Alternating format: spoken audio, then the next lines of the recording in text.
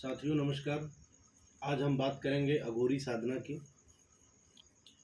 आप सब में अगर कुछ लोग इच्छुक हैं जो अघोरी साधना करना चाहते हैं, चाहे वो जिस भी अवगुण को सिद्ध करना चाहते हैं, तो उनको हम यह संदेश देना चाहते हैं कि अघोरी साधना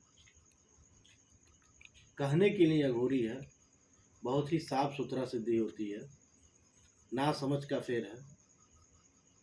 अघोरी साधना के लिए आप जिस भी इष्ट अघोरी को मानते हैं, उनके नाम से पूजा पाठ करते हैं, धूप दीप अगरबत्ती जलाते हैं, तो हम आप सबको बताना चाहेंगे, यदि उस अघोरी साधना को करना चाहते हैं तो आपको शमशान भूमि में जाना होगा और अघोरी साधनाओं की प्रक्रिया को फॉलो करना होगा।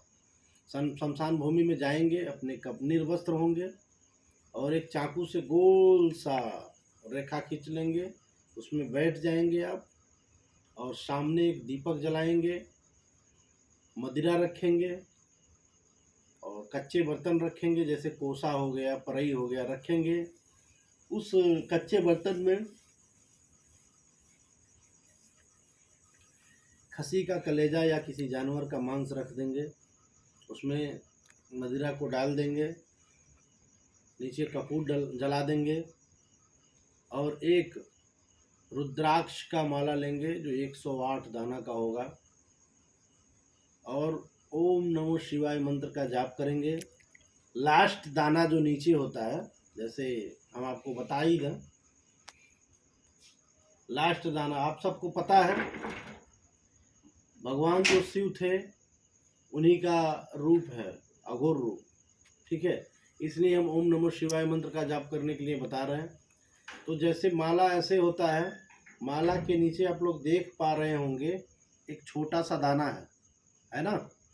यहाँ से शुरू करेंगे, यहाँ से शुरू करेंगे और फिर एक राउंड आने के बाद जो नीचे वाला जो दाना होता है, जो लुरकी टाइप होता है दाना, उस दाने पर अपने उस अघोर इष्ट का नाम लेकर के सर पे लगाना है। इस तरीके से 1008 बार जप करने के बाद उस शमशान भूमि में मदिरा को चढ़ा करके चले जाएं।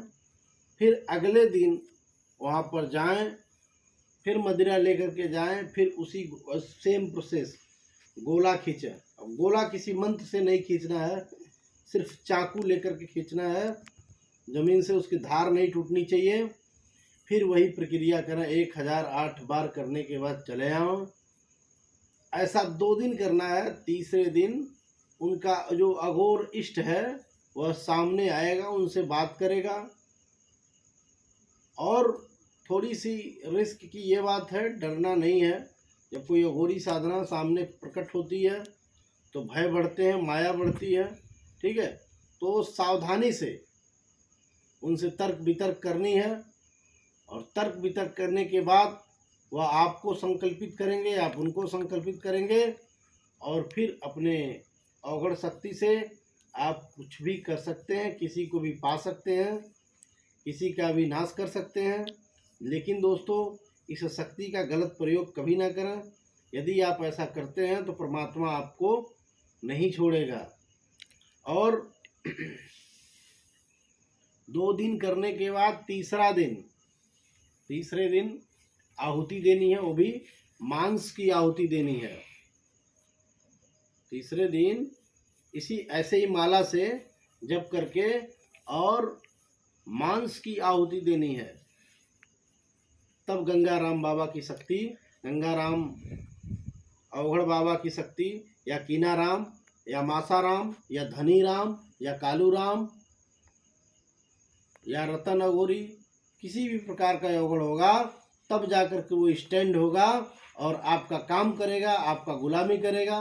फिर आप उसको जहाँ चाहें, जैसे चाहें उसको भेज सकते हैं। आशा है साथियों, जो सिद्धि हमने बताया है वह आप लोग जरूर करेंगे। और मेरा बताने का मतलब ये नहीं है कि इस सिद्धि को करके अपने लोगों को नुकसान किया जाए ना।